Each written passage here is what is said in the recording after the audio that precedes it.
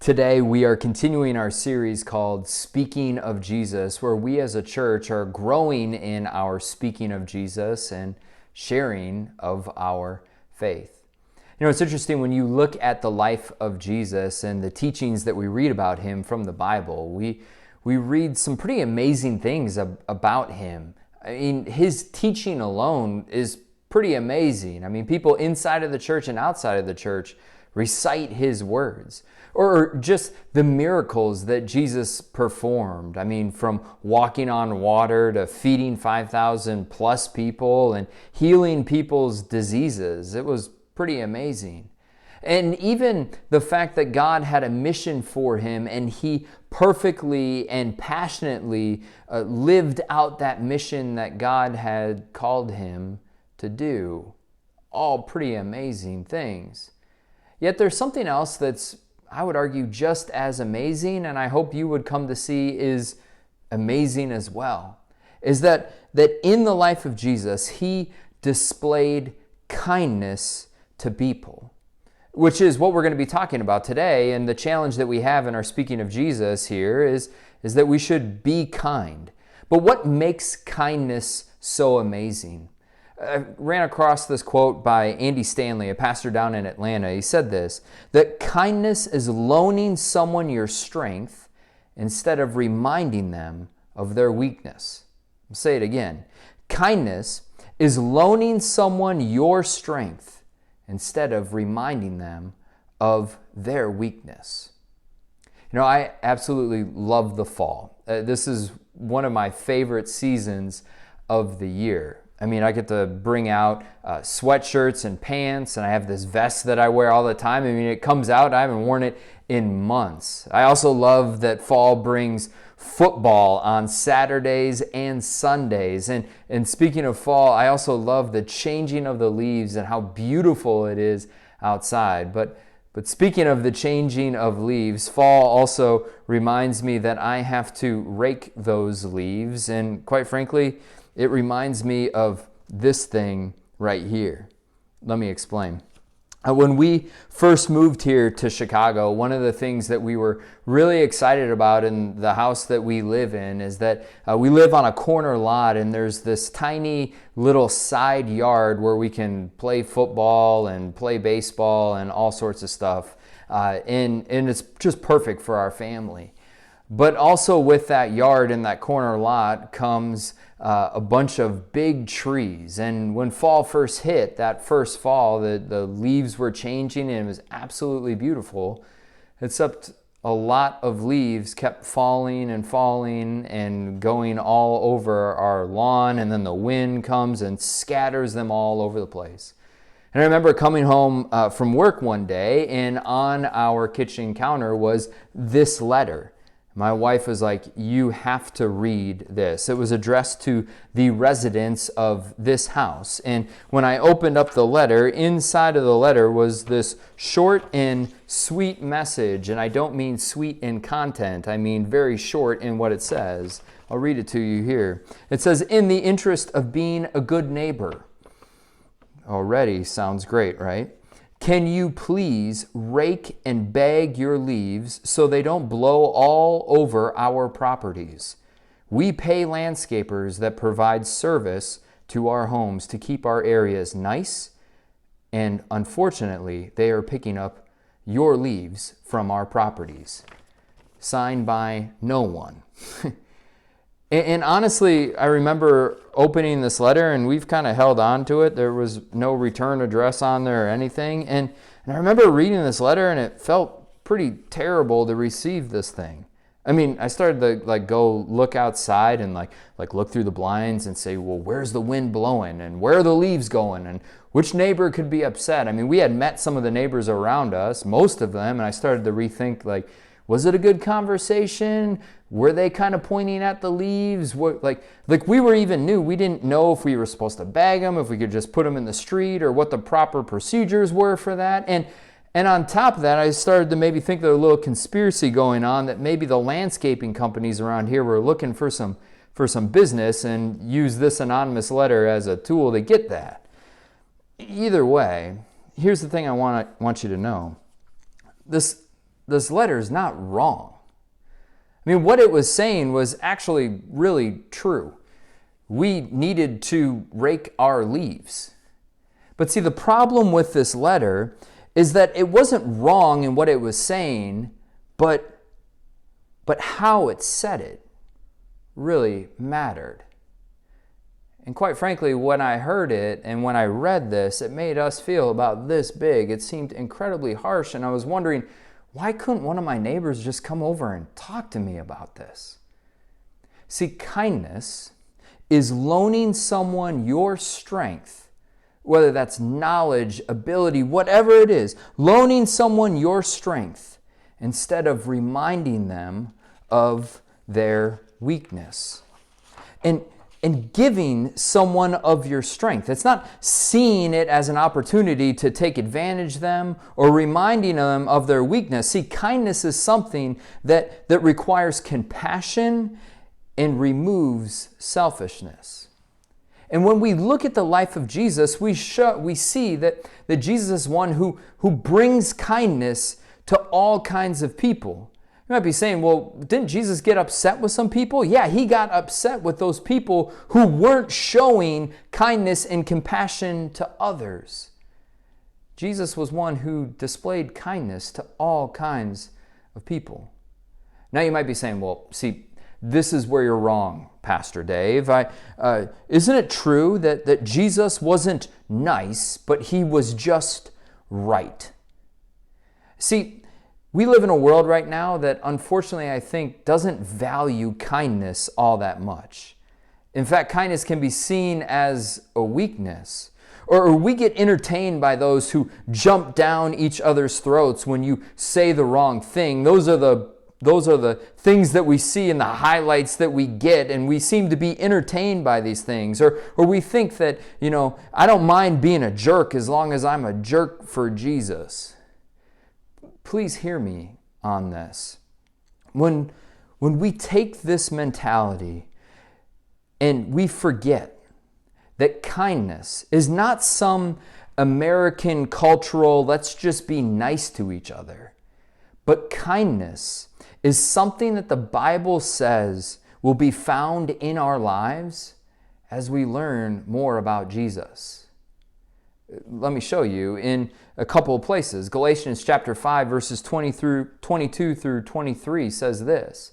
It says, the fruit of the Spirit is love, joy, peace, patience, kindness, goodness, faithfulness, self-control. Against such things there is no law.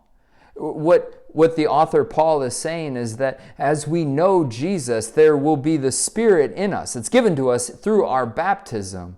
But this fruit will come in our lives. It will come out of us. And one of those things that comes is kindness. Ephesians 4:32, be kind to one another. Paul again writes, this is in light of what Jesus has done. Ephesians 1 through 3, chapters 1 through 3. And then chapter 4, he says, be kind to one another, tender-hearted, forgiving one another as God in Christ forgave you. Or Colossians 3:12, put on then, as God's chosen ones, holy and beloved, compassionate hearts, kindness, humility, meekness, and patience. See, to speak of Jesus in a harsh way to our neighbor is very confusing, especially when you study the life of Jesus. Because kindness requires compassion, and it removes selfishness. Now, being kind may bring disagreement. And being kind may bring discomfort in our lives. See, kindness is loaning someone your strength instead of reminding them of their weakness. And one of the places that we see this happening in a pretty cool way comes in the Bible verse that we read from Acts chapter 24. I want to give you a little bit of context of what's going on here. This guy, Paul, is a follower of Jesus. If you don't know much about Paul, he actually wrote all of those references that we read about kindness. He was somebody who had a radical transformation in his life and went on to go and plant and start all of these new missions and ministries all throughout the early church. And we read in Acts chapter 24 that Paul is in prison. And why is he in prison? Because he was speaking of Jesus. In fact, we read that he was in Jerusalem and he was sharing the story to the people about what God had done in his life and the transformation that had happened. And the people didn't like what he was saying, and so they took him, they arrested him, and they brought him under the rule of Felix and the Roman government. And Felix, we know historically, was not a good dude. In fact, when we learn a little bit about Felix is that he utilized the aid of robbers to have the high priest killed during that time. He also was cited as the reason for the Jewish war, and we also learn that he had 3 wives. One of those wives, the wife that is mentioned here in this text, Drusilla, was somebody that he took from another man when she was 16 years old. Felix was a homewrecker. Again, he just was not a good dude. And here he is, he has Paul as a prisoner, and we get this exchange that is going on between the two of them. Let me remind you of these words in verse 25 of Acts chapter 24. It says this, "And as he reasoned," this is Paul, "about righteousness and self-control and the coming judgment." I want you to notice that Paul here had some tough conversations with Felix. I mean, look at these topics he was talking about. He reasoned with him about self-control. Something that we learn from Felix's background is something he's kind of struggled with. He reasoned with him about righteous stuff. I mean, was Felix doing the righteous thing? I mean, he hired out robbers to have somebody killed. Paul was not shying away from difficult conversations. Yet there's this really interesting point here that we read in the book of Acts, in this chapter, verse 26. It says this, "At the same time, he," being Felix, "hoped that money would be given him by Paul. So he sent him often and conversed with him." This idea that Paul and Felix had multiple conversations. This wasn't just like a one-time conversation that they had. And it gets me thinking, like, I'm sure Felix was probably wondering that there's something different about this guy, Paul. Honestly, it was probably the way that they spoke to one another, and especially how Paul reasoned and spoke to Felix. We read that Paul was actually in prison for 2 years. And in that moment, he, in the midst of being in prison, displayed kindness. He clothed himself with kindness, even to Felix and to Drusilla, these people who were imprisoning him. And he didn't throw a fit or just get frustrated or complain about the whole situation. He didn't mail Felix a letter saying how disappointed I am and mail an anonymous letter or mail it from God or something like that. No, instead, he saw it as an opportunity to be kind, even to the person who was oppressing him, not just thinking about himself. But why? Why would Paul act this way? Because again, this is one of the greatest mysteries about our God that is so amazing. What we believe is that the God who created everything is the same God through kindness brought his Son into this world. And he brings compassion. He brings a kind of compassion that has him thinking about the other. And so when we think about kindness, we think about our God and how he is kind to us. There's this beautiful passage in Romans chapter 2, verse 4, and I love this translation from the Message. I think it's so beautiful and just encompasses who our God is.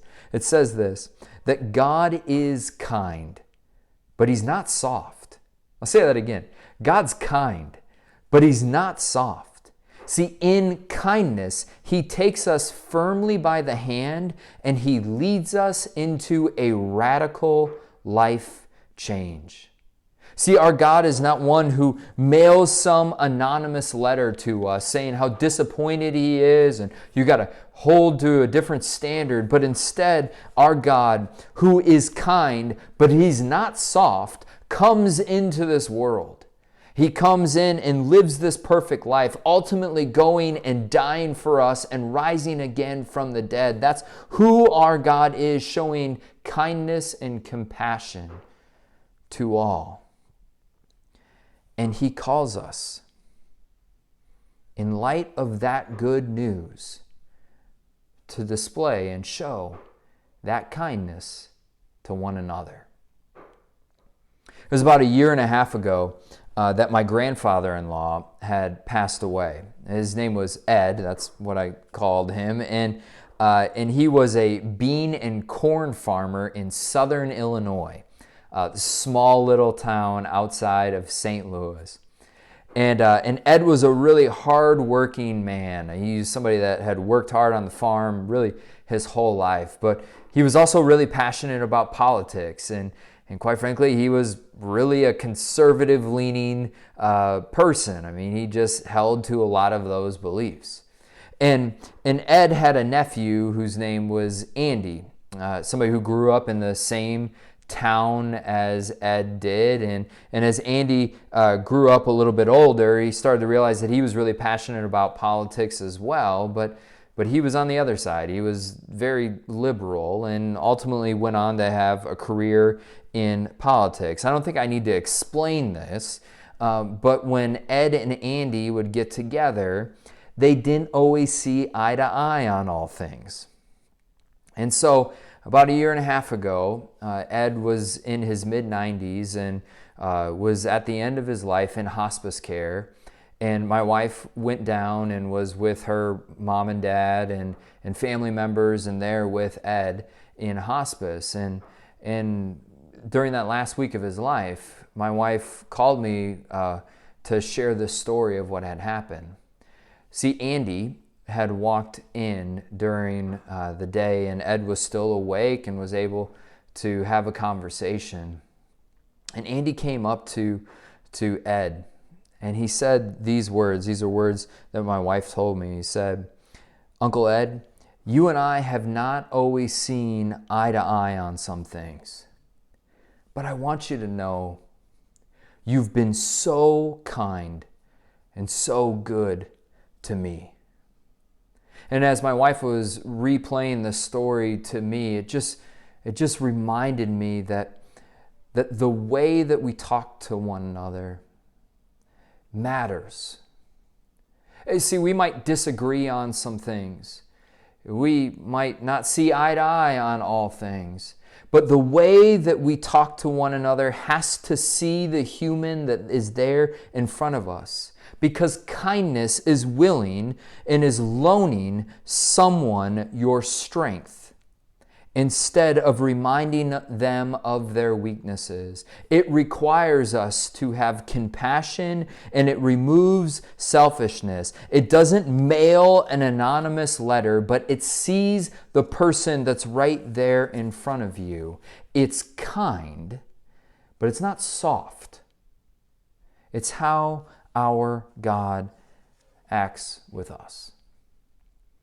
And frankly, in a season and time, in a world right now that just wants to divide us in all different kinds of ways, my prayer for us as our church and as we are speaking of Jesus, may we clothe ourselves with kindness.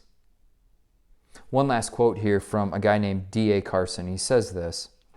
I think it's beautiful. He says, "The church is not made up of natural friends. It's actually made up of natural enemies. What binds us together is not common race, education levels, economic status, nationality, accents, looks, jobs, etc. Christians come together because they've been saved by Jesus Christ. We are a band of natural enemies who love one another for Jesus' sake. And hear these words. Christian love and kindness is mutual love between social incompatibles. My prayer for us as we continue to learn what it means to speak of Jesus is that we would be amazed at the kindness that he showed to others. And may we as the church be a reflection of that kindness to one another, but that's not something that we hold to just those inside of the church. Instead, it's something that we're called to show to one another. May we be kind to one another. Amen.